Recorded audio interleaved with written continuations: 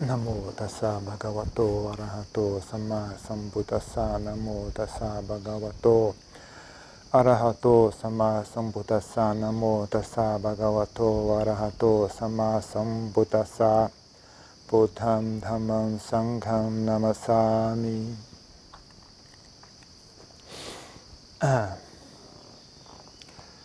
Então,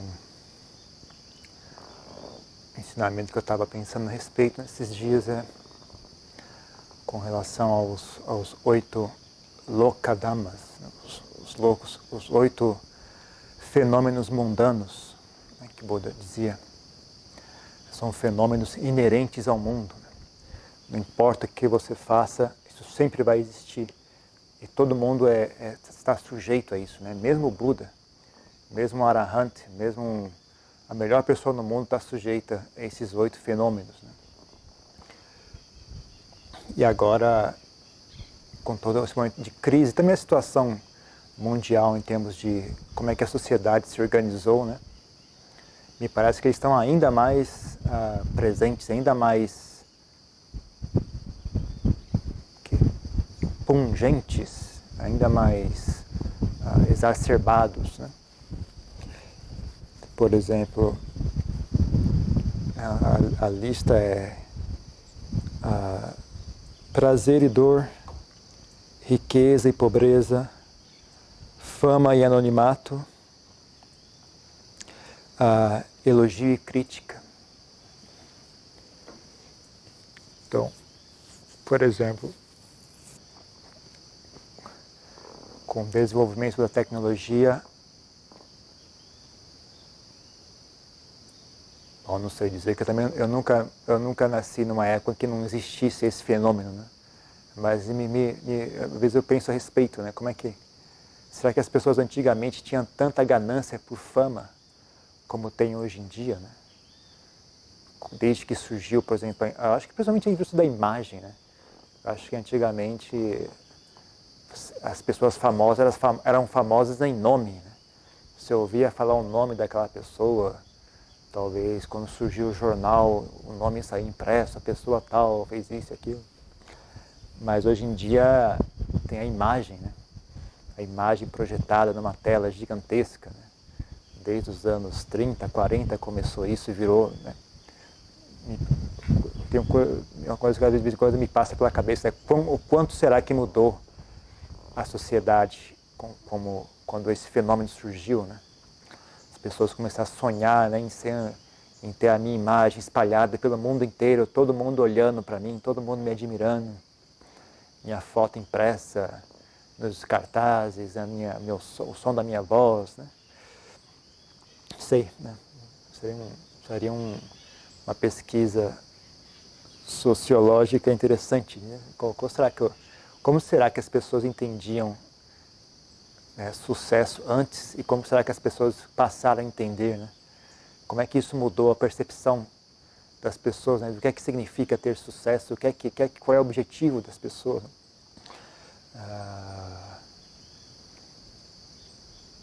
Né? Por exemplo, artistas, conforme a tecnologia mudou, né? E foi possível registrar e vender sons e imagens, né? Antes não conseguia vender isso, né? Você não tinha como vender um som, você não tinha como vender uma imagem, né? Em forma de filme ou televisão, essas coisas. Então virou um negócio muito lucrativo, né? E causa uma impressão muito forte na mente, né? Principalmente das pessoas mais jovens, dos adolescentes, pré-adolescentes, né? As pessoas estão completamente expostas, né? A mente já está muito sensível, está se formando, né? Então o impacto na mente é muito grande, né? Desses sons, dessas imagens todas, né? Da sensação que você tem em assistir um filme, um programa de televisão, a sensação que você tem quando você ouve uma música, tudo aquilo impinge muito na mente da pessoa, né? Então,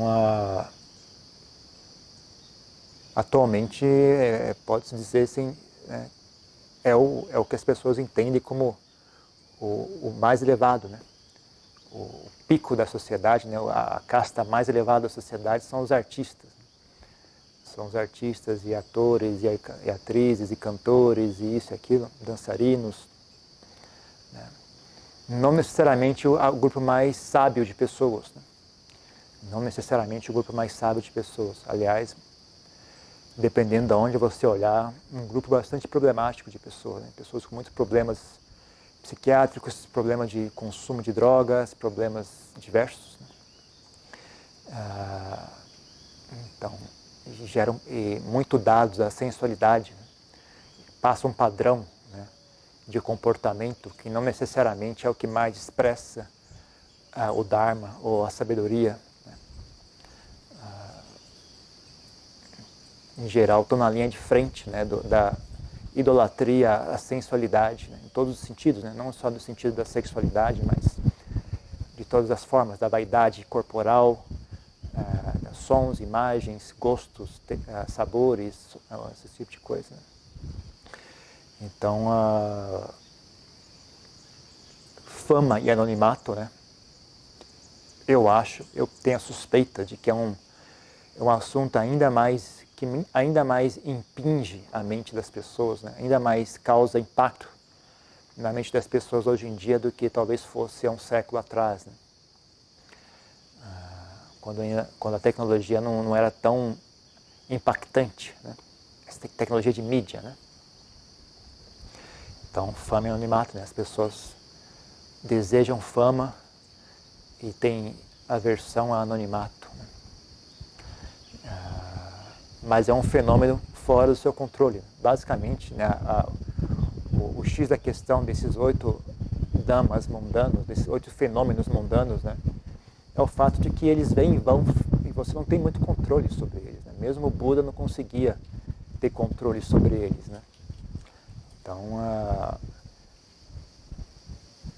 fama e anonimato, prazer e dor, né? Inevitável. Todo mundo vai ter que experienciar prazer e todo mundo vai ter que experienciar dor nesse mundo. Não tem como você controlar, não tem como você evitar não sentir prazer, não tem como você evitar não sentir dor. Né? E o tanto de capacidade de controle que você tem sobre essas experiências muito poucas, né? É muito limitado. Né? Então, prazer e dor, riqueza e pobreza, né? Também, né?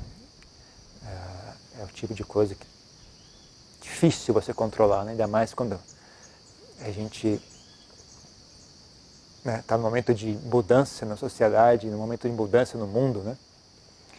Não tem como controlar isso. Né? E aí, como a gente está numa época de muita fartura material, né? Quando há uma queda de padrão, né? As pessoas sofrem ainda mais. Né? Quando as pessoas já estavam num nível baixo, que nem é o que me parece, né?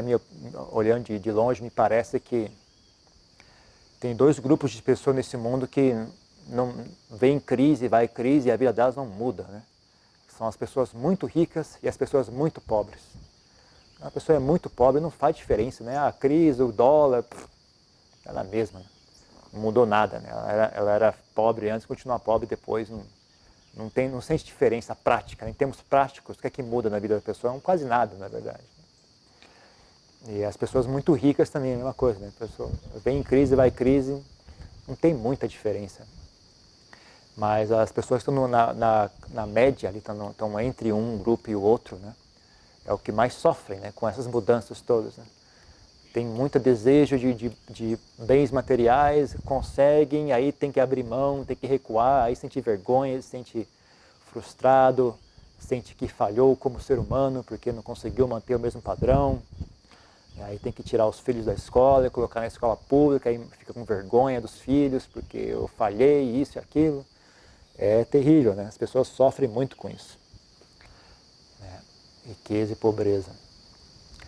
Mas eu não sei, né?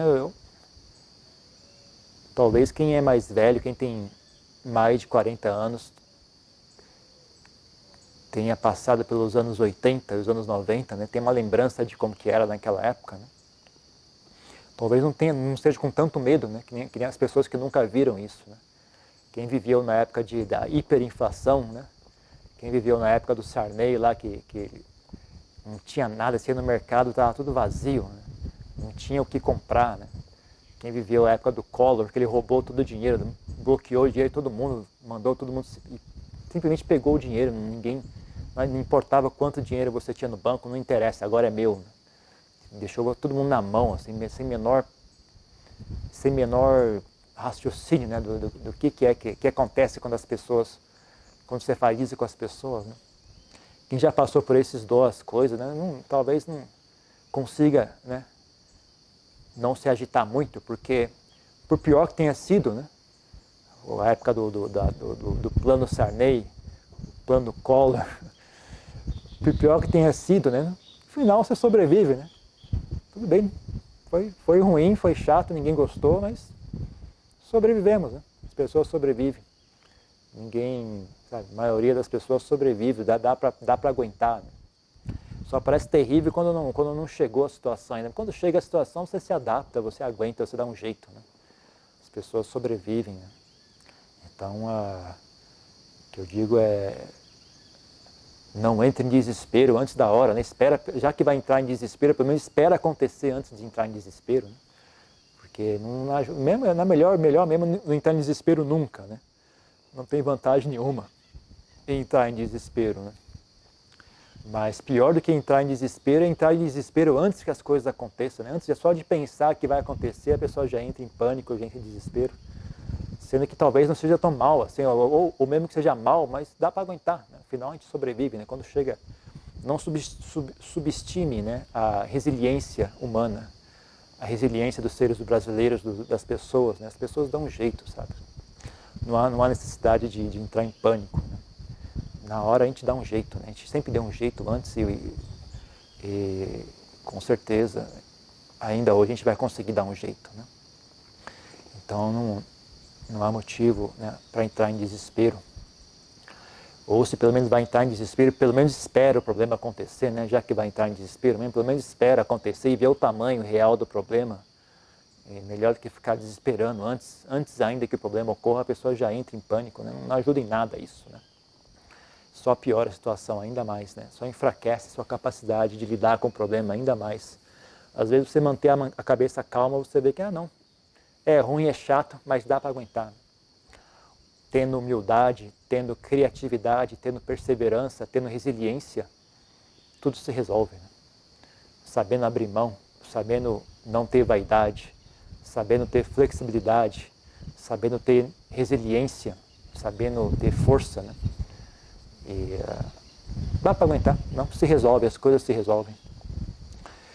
Então, né, riqueza e pobreza, né? Riqueza e pobreza é um fenômeno que talvez esteja muito na mente de muita gente hoje em dia, né? Com toda essa crise, situação difícil que está, né, o mundo inteiro, né? Mas, né, quem conseguir lembrar, lembre-se, né? Já foi pior que isso, a gente aguentou, né?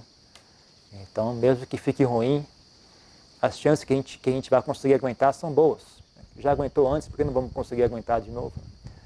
Então, dá para o gasto, não? Dá para aguentar. Não precisa entrar em pânico. Então, okay. Fama e anonimato, prazer e dor, riqueza e pobreza, e elogio e crítica, né? Elogio e crítica também. Muito, talvez o que esteja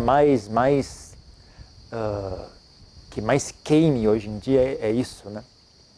Todo mundo critica e todo mundo fica agitado com o que os outros disseram. Fica um estado de como é que chama? Quando as pessoas ficam agitadas, assim, é como se fosse uma insanidade coletiva, né? Todo mundo agitado, todo mundo histérico, né? Um histericismo, todo mundo histérico, né?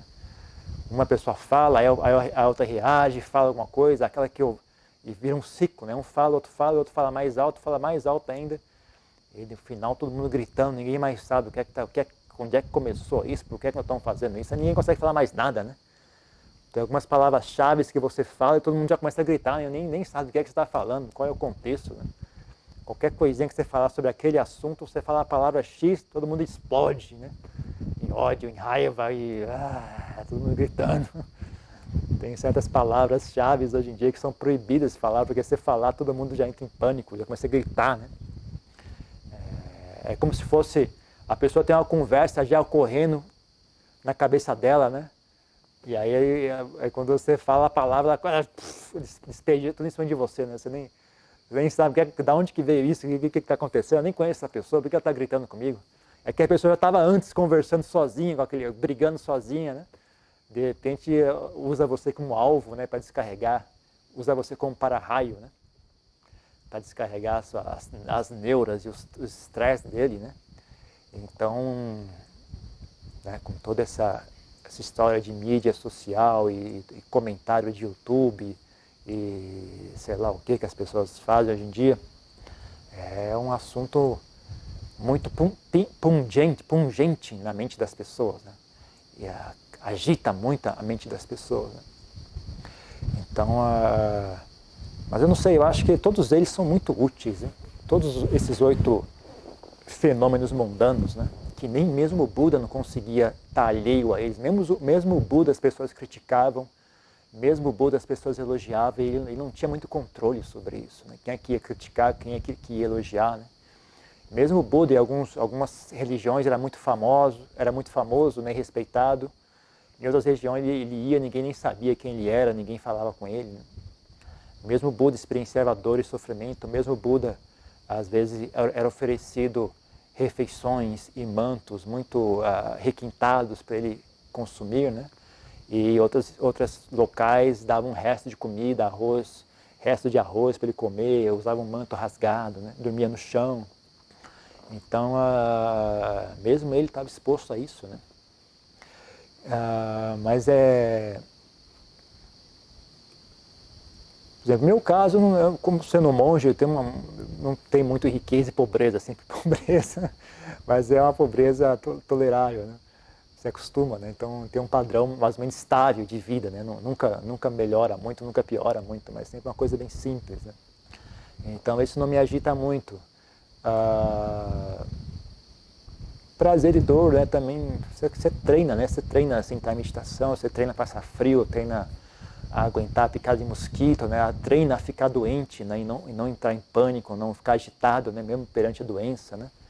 Então, sim, é uma coisa presente, mas não agita tanto também. Depois de um tempo você acostuma, né? Você perde o medo de sentir dor e não se encanta mais pelo prazer, né? Que nem era antes. Fama e anonimato, né? Não sei, acho que talvez, não sei, acho que a maioria dos monges que eu conheço ia adorar não ter fama nenhuma, né? Não sei, talvez é uma coisa, talvez agite a mente, mas no sentido reverso, né? As pessoas não querem chamar atenção, né? Eu odeio esse negócio, me incomoda, né?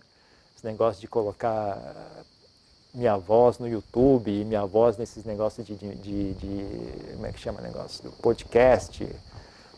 Isso me incomoda bastante, né? Sempre que eu posso, eu vou lá e apago o quanto for possível. As pessoas entram em pânico. Não apague, meu Deus do céu. Já apaguei um monte, né? Porque me incomoda, eu acho que é desconfortável isso. Mas o que mais pega mesmo, assim, pra mim é crítica, né? Crítica e elogio, né? Mais tem que ficar mais atento mesmo é esse, né? Mas eu acho muito útil, né? Principalmente críticas, né? Elogios não me ajudam muito, na verdade eles são mais o que mais perigoso, né? que eu enxergo.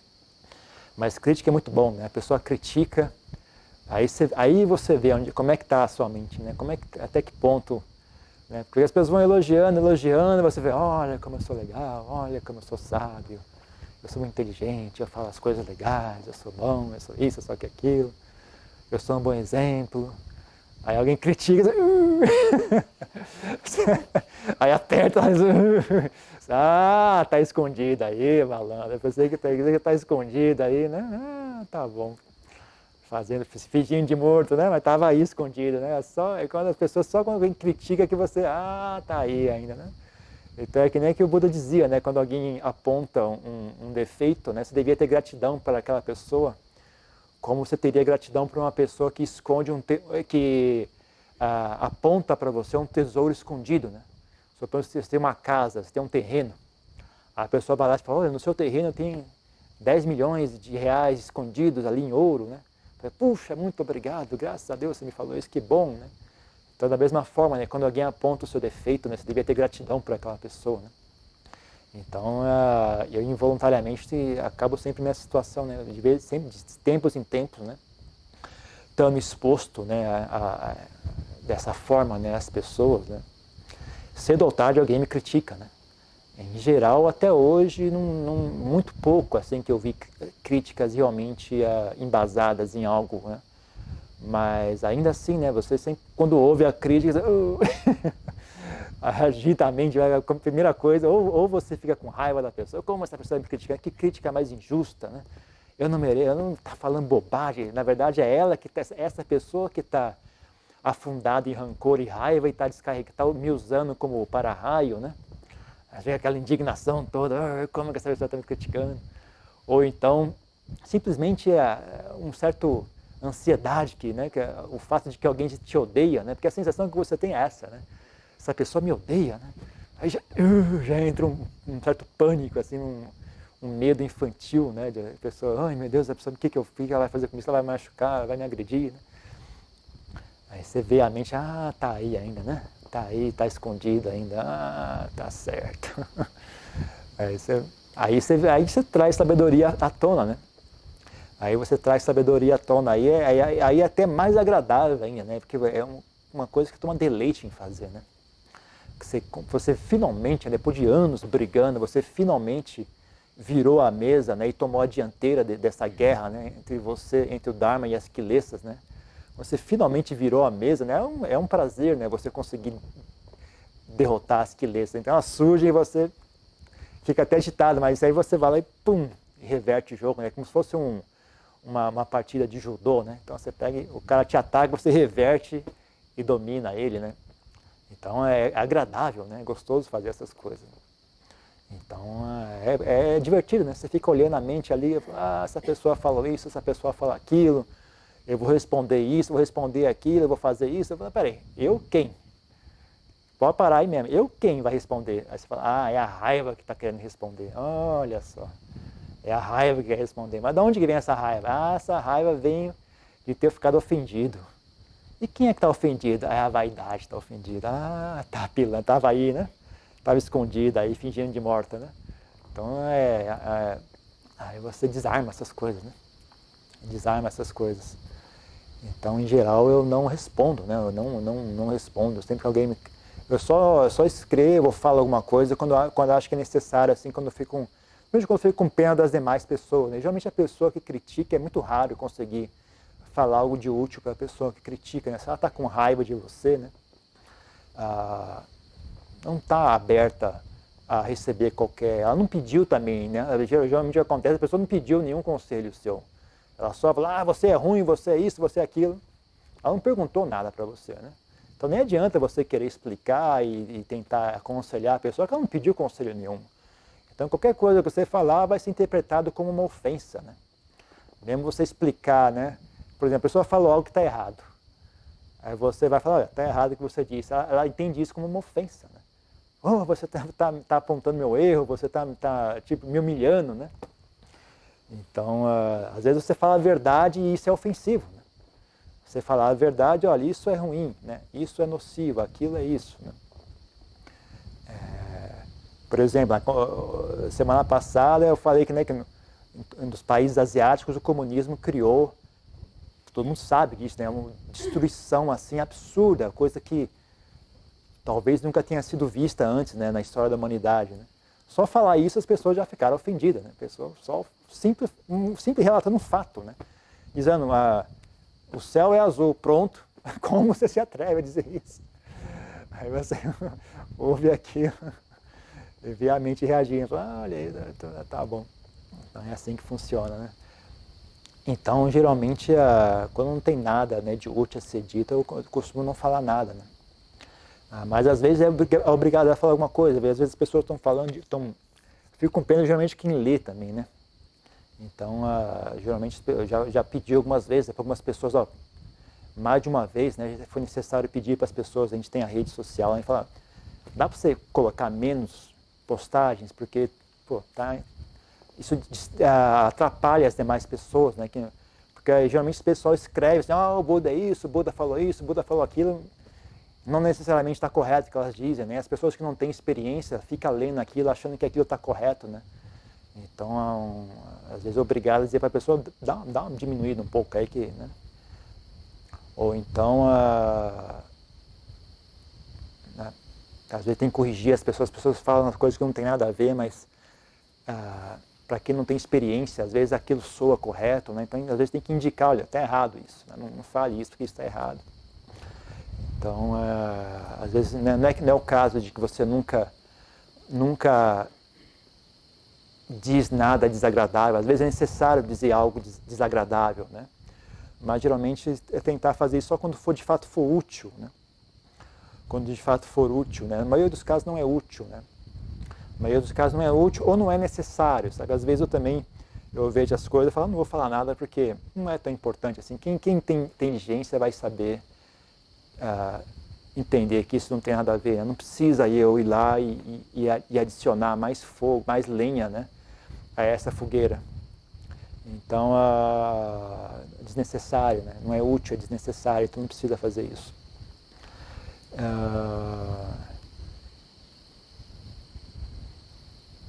Mas é interessante, né? Eu acho muito interessante. Ver a mente reagindo, ver a mente pensando. Às vezes se esse tipo de coisa não ocorre, você perde noção. Né? É uma das piores coisas que ocorre, né? Esses gurus, assim, eles se cercam de todo mundo que elogia ele o tempo todo, ninguém critica eles e tal, eles perdem noção completamente. Né? Então, em parte, a pessoa perde noção. Né? Então, realmente não é útil. Né? É uma coisa que eu tenho às vezes eu faço de propósito mesmo, né? Eu não sabe, sei lá, tiver que espirrar, eu espirro mesmo, eu não fico tentando fazer pose e tal, se cair alguma coisa, não sei. Às vezes eu acho que as pessoas fazem pose, né? Fazem, quando vai ensinar, quando vai ensinar Dharma, tal, faz uma pose, faz um negócio. Memoriza o discurso antes de falar, eu não sei não. Ainda bem, nesse ponto eu me sinto muito abençoado de ter me ordenado na tradição da floresta tailandesa, né, que é uma coisa, as pessoas não têm essa cultura de fazer pose ou de memorizar discurso, né, uma coisa bem mais sincera e espontânea. Né? Então, até você pegar palestras, às vezes eu sofro, né, no sábado a gente traduz as palestras dos outros mestres, né? Às vezes eu fico irritado mesmo, porque o cara não fala, ele fala, enrola, vai de novo, fala, caramba, para quem está traduzindo é uma tortura aquilo, né? O cara vai, fala e repete, aí muda de ideia, começa a falar de uma coisa, muda para outra, caramba, peraí, gente, também não, faz um esforço aí, né? Mas é que muitos deles são idosos, né? Por exemplo, Lampopica, hoje em dia, eu já tinha reparado faz tempo isso, né? Está cada vez mais difícil ele manter coerência, né? Ele não começa a falar, parece que ele esquece que estava falando, aí muda de assunto, né? E ia falar uma coisa, aí não lembra mais o que era, aí fala outra coisa. Né? Lampolinha sempre foi meio caótico mesmo, ele vai falando, as coisas é uma coisa meio... É como se fosse, sei lá, é espontâneo, né? Ele não planeja o que ele vai falar, ele vai falando de acordo com o que for aparecendo no coração dele, ele vai falando, né? Plantar uma marra boa também, né? Uma coisa bem espontânea, né? E aí você vê isso, né? Mesmo o Ajahn Chah, né? Às vezes algumas palestras do Ajahn Chah, apesar que ele é um bom orador, né? O Ajahn Chah era muito bom orador, mas às vezes também você via, ele falava e errava a palavra, né? Falava e confundia as palavras, ia falar uma coisa, falar outra, né? Eu não sei, para mim, né? Eu acho que um dos motivos pelo qual eu comecei a fazer aquelas traduções do Dharma da Floresta, né, do site, né, porque eu vi uma diferença muito grande, né, quando você ouvia as gravações do Ajahn Chah, você lia o texto traduzido pelos gringos, né, pelos americanos, pelos ingleses, né, eles maquiavam muito o texto, né, eles organizavam, ficava uma coisa muito organizadinha, sem nenhum defeito, tudo muito coerente e tal, e como se fosse um escolástico falando, um discurso assim escolástico, uma coisa muito um diplomata falando uma coisa assim muito, né? Aí quando você ouve a palestra, daquela mesma gravação, aquele mesmo texto, né? Você lê o texto em inglês, aí você ouve a palestra e vê como era uma coisa espontânea, né? E como é algo espontâneo, também às vezes o cara fala errado e muda as palavras, aí recolhe e volta de novo e vai, e não fica claro o que ele disse, sabe? Aí você tem que parar e pensar o que ele quis dizer para depois colocar no texto, né? Às vezes repete muito a mesma coisa, né? Uma coisa muito comum na Tailândia, as pessoas... não é um discurso, os mestres, né, da tradição da floresta não fazem discursos intelectuais, né? É um discurso que apela mais ao subconsciente, né, ao lado emocional, às vezes. Não é um discurso para você destrinchar com o cérebro, né? É um discurso para você ouvir aquilo que tem um efeito no seu coração, né? Então, tem muita repetição, né? Fala que eles querem deixar bem... enfatizar muito o assunto, então ele volta sempre naquele mesmo assunto, volta. Aí os ocidentais são muito intelectualizados, né? Então, num approach intelectual ao discurso, né? Aquilo não funciona, né? Fica tedioso e desnecessário e irritante, né? Mas quando você pega o jeito, por exemplo, as palestras do Dom Paulinho são terríveis de traduzir, né? Mas se você ouve em tailandês, você compreende em tailandês, são muito agradáveis, né?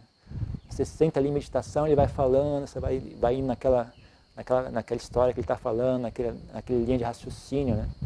O fato de ele repetir o mesmo assunto várias vezes não causa irritação, né? Aquilo só vai reforçando, vai deixando mais, sei lá, é diferente, né? É bem diferente. Então é isso. Então os oito fenômenos mundanos, né? Então fique atentos, né, para não se deixar escravizar por eles, não deixar a mente ser carregada por eles. Entenda que isso faz parte do mundo, ninguém consegue escapar desses 8 fenômenos, ninguém, nem o Buda, conseguia escapar deles, né? Então não fique chateado quando eles vierem te visitar, é normal, isso eu estou fazendo algo errado. Não, às vezes é assim mesmo, sabe? O mundo é assim mesmo, não tem nada de errado. As pessoas estão te criticando, não necessariamente significa que você esteja fazendo algo errado, às vezes é assim mesmo, sabe? Ainda mais hoje em dia, né? As pessoas não têm nada para fazer e todo mundo quer... Nem todo mundo, né? Eu estava vendo um negócio interessante, estava vendo uma pessoa falar na internet que, na verdade, tem os estudos, né? De todas as pessoas que acessam a internet, somente 2% de todas as pessoas escrevem, que fazem aqueles comentários no YouTube, no Facebook, né? E são essas pessoas que dominam, né? O cara estava falando, né? Tem 2% da população mundial que domina a narrativa, né, do que é que está acontecendo, porque são elas que ficam ali fazendo aqueles comentários todos, né? Então não representa as pessoas, né? Só porque as pessoas estão falando isso ou aquilo no Facebook, não significa que as pessoas de verdade sejam aquilo, né? Então o fato das pessoas estarem te criticando ou não necessariamente significa que esteja algo errado com você, né? Às vezes o problema são elas, né? Na maioria dos casos o problema são elas mesmas, né?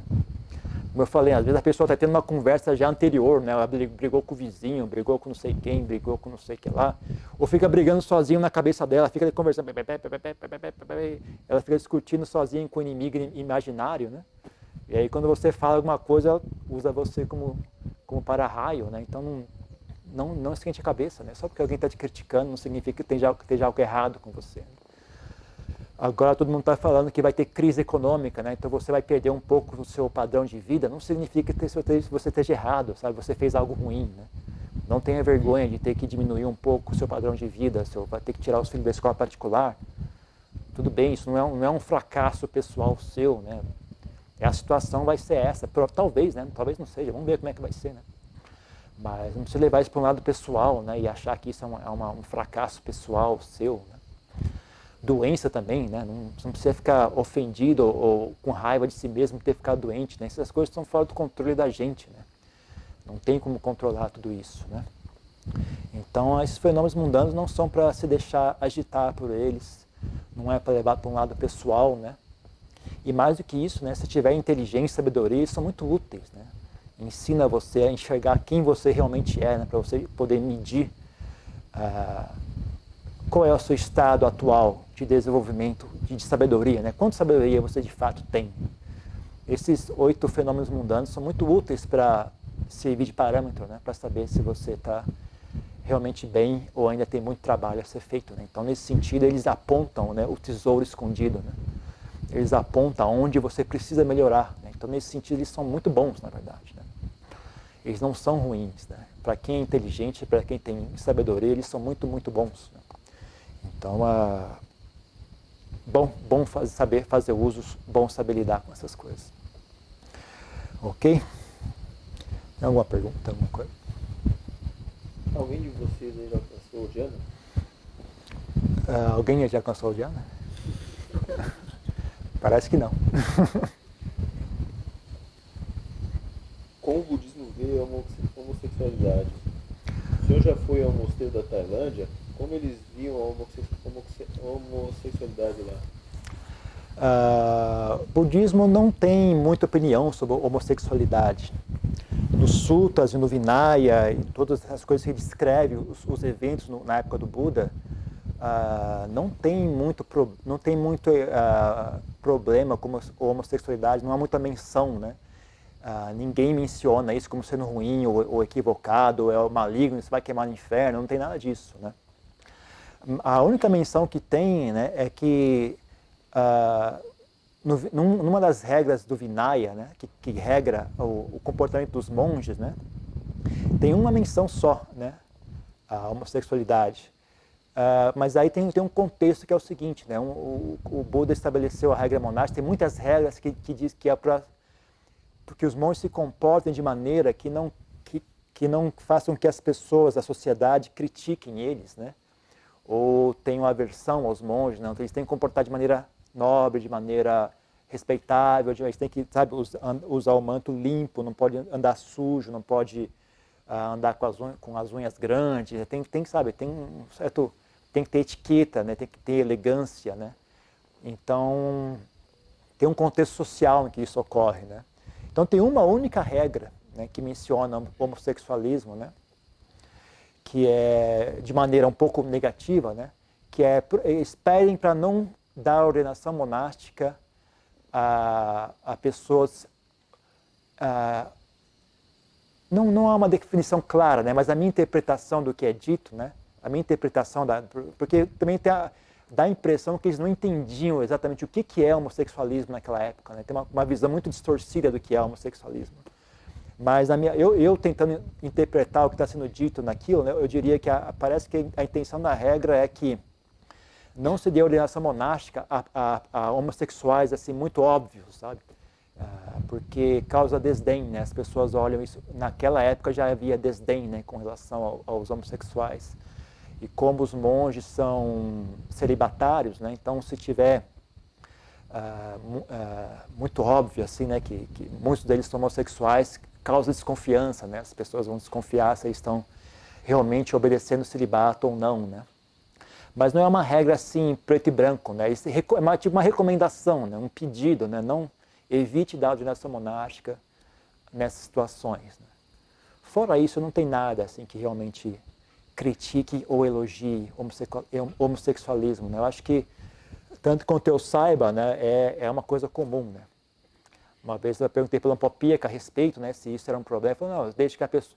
É a mesma regra que os heterossexuais, sabe? Você não pode cometer adultério, você não pode cometer agressão sexual, só isso, né?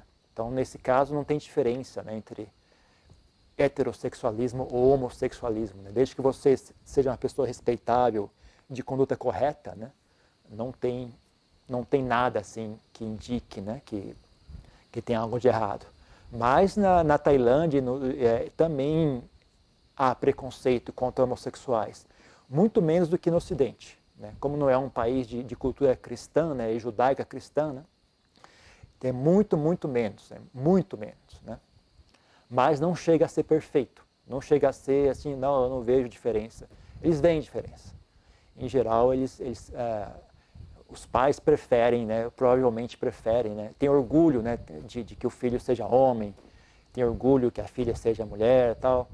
Mas quando é homossexual, há casos, como há muito, né, é muito mais aberto que no Ocidente, é muito mais comum, do que no Ocidente. É muito mais comum e normal, né? Eu nunca ouvi falar de agressão contra homossexuais na Tailândia, agressão física, né? Mas existe, o que eu mais vejo eles enxergam como um personagem cômico. Eles tiram sarro, né? Mas é aquela coisa que nem era antigamente no Brasil, uma coisa engraçada, mas tá todo mundo dentro da mesma piada. Eu não sei se também não sei também, né? Eu nunca participei da cultura deles, eu não sei se eles ficam ofendidos ou não, né? Mas a impressão que me deu é uma piada assim, onde todo mundo participa, né? Os próprios homossexuais acham divertido aquilo, sabe? Eles participam, né? Não estamos rindo de você, nós estamos rindo com você, né? Pelo menos é a impressão que me dava, né? Eu não, como eu vivia no mosteiro, né? Eu só vi isso de longe, assim, talvez eu não tenha uma visão muito clara do assunto. Mas olhando de longe, a impressão que me dava era essa, né? Então, sim, não é perfeito, mas é bem melhor do que no Ocidente, né? O que o senhor acha do yoga dos sonhos e o sonho lúcido? Eu não conheço o yoga dos sonhos, eu não acho uma boa estratégia, não. Você ficar mexendo, eu não sei se esse yoga dos sonhos se for feito dentro de um contexto, sabe, dentro de um contexto sério, com pessoas sérias, com um objetivo claro, talvez, mas do jeito que é feito no Ocidente, do jeito que as pessoas fazem, isso não me parece uma boa ideia. A razão para isso é que você começa a estimular as pessoas a fazer contato com essa camada do subconsciente, né? E as pessoas não têm fundação para entender o que está acontecendo e não têm um objetivo claro, né, para que fazer aquilo. E aí, com certeza, elas vão ser vítimas daquelas imagens todas, sabe? Elas vão se perder. Basicamente, é o que eu chamo, o que eu costumo chamar de fábrica de doido. Isso é a fábrica de doido. Você treina as pessoas a ficar xarope. Em português, claro. Né? Treinar as pessoas a ficar xarope. Porque você estimula as pessoas a ficar olhando para esses níveis do subconsciente, as pessoas não têm ponto de referência do que elas estão fazendo ali, o que significa essas imagens, até que ponto eu posso levar isso a sério ou não, e para que eu estou fazendo isso. Né? Em geral, as pessoas fazem isso não pelos objetivos corretos, né? Não fazem isso para desenvolver samadhi, não fazem isso para desenvolver sabedoria, não fazem isso para buscar libertação. As pessoas ainda têm interesse têm visões muito equivocadas, né? Têm visões erradas do que é o mundo, sabe, isso é uma receita para desastre, na minha opinião. Né? Tanto que na Tailândia, né, mesmo, por exemplo, a meditação de Kassina, é algo que, em geral, os mestres não encorajam. Né? Só se a pessoa realmente tem um mestre, que você vive junto com o mestre, e ele sente confiança que você é bem comportado, você é humilde, você ouve o que ele diz, né? Você é um discípulo bem comportado e obediente, né? e humilde. Então, ele vê que você tem facilidade para esse tipo de meditação, então sim, né, eles ensinam, né, a utilizar cassinas como objeto de meditação, que é uma meditação visual. Né?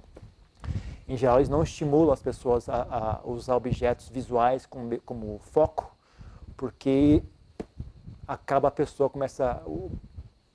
faz contato, né, com esse camada do subconsciente e aí perde completamente o rumo, não consegue diferenciar a realidade do falso, não consegue diferenciar o que é que a mente está criando, o que é verdadeiro, e mesmo que ele enxergue algo que é verdadeiro, não consegue botar contexto naquilo, começa a achar tudo errado, começa a interpretar tudo mal, e a vaidade e o ego pulam na frente e bagunçam tudo. Vira uma bagunça geral isso aí. Né? Então eu não recomendo não. Mas dentro de um contexto, com mestres de verdade, não com o Zé Ninguém que deixou a barba crescer e vestiu uma roupa colorida, né? Estou falando com mestres de verdade, com uma estrutura séria, tradicional, né? Valores tradicionais, objetivo correto, mestre qualificado, disciplina, né? Disciplina e humildade muito sérias, talvez seja uma boa, mas não sei. Mais uma coisa? Não? Aqui é uma coisa? Então é só isso.